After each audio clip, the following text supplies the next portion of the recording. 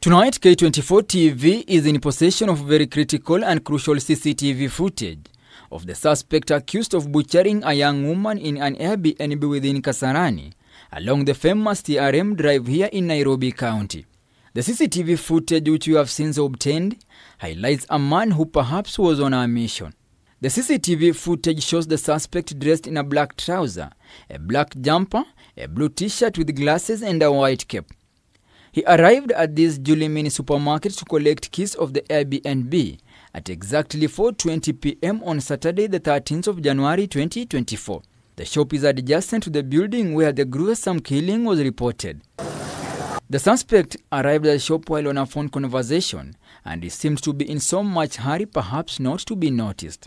As he got into the shop, he hurriedly handed over the phone he was using to the shop attendant, and the shop attendant continued with the phone conversation with the person on the other end. The conversation was very brief. The shop attendant says the suspect was on a phone call with the Airbnb owner. He was being given direction on where to pick keys to access the Airbnb. The shop attendant, revealing the woman on the other end of the phone call, directed him to hand over the keys to the suspect. The suspect refused to pay for the house using his M-Pesa, alleging it was encountering challenges. Just like a choreographed script, the suspect was dressed in such a manner to conceal his identity. Remember, he used an Airtel line to contact the Airbnb owner, and detectives have a hard time retrieving details of the phone and the user. Furthermore, he had just refused to make payments through M-Pesa. Police believe the man had a clear plan of what he wanted to achieve.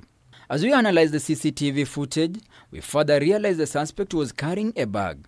It is this bag where detectives believe he was hiding the saw he used to slaughter the young girl. After being given the keys, the brown, middle-aged man with some beards quickly left the shop and never turned back. The shop attendant says the suspect was to return the keys on Sunday morning, but he never returned. We further established the suspect accessed the Airbnb room at that time alone. It is believed the young woman also came alone and joined him in the wee hours of the night. No one saw the lady arrive. This means neither the CCTV nor neighbors saw the two together. However, these neighbors say he saw the suspect access the Airbnb at around 4 p.m. and never got out of it. Mlango kuangalia my left side kulipigia kuna hiyo nyumba, tukaangalia na huyo jamaa pia alikuwa anafungua mlango, alikuwa amevaa miwani, akona ndevu na kofia black. So tukiangaliana alikuwa amebeba I think ni pombe kwa nini, kwa bahasha. Ni vile nilimwona mimi nikiteremuka. Na alikuwa mtu mkubwa, mdogo, ni mtu unaweza kumbuka ukimwona? Mtu nikimwona hivi sura naweza muona alikuwa kijana, alikuwa mkubwa, si mrefu sana, si mdark, chocolate kiasi. Our investigations of the mobile phone used by the suspect reveals his location before proceeding to the crime scene was within Ruaka in Kiambu. Police are probing to know if he used a taxi to get to the crime scene or he used other means.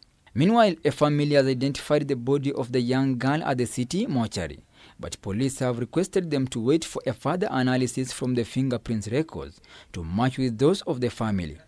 Remember, after the horrific murder, the suspect left with the head of the woman. He later tied her body in bedsheets and black paper bags and then disposed her body here near a dustbin. Nikifika hapo chini nikapata paper bags zimekuwa wrapped. Sikuwa wrapped, nikishika nikasikia ni kama mwili, ikabidi nipigie mwenye amekodesha nyumba. K24 TV established the suspect committed the heinous act in the bathroom of the Airbnb before thoroughly cleaning it, leaving little traces for the investigators. As this unfolds, the government has given a firm direction to all Airbnb owners in the country to manage and keep records of all their clients. Police are also holding the owner of this Airbnb for having given out her house without collecting critical data from the suspect. Hakuna siku taruhusiwa kuruhusu mtu aingie ndani bila kuchukua details zake in person.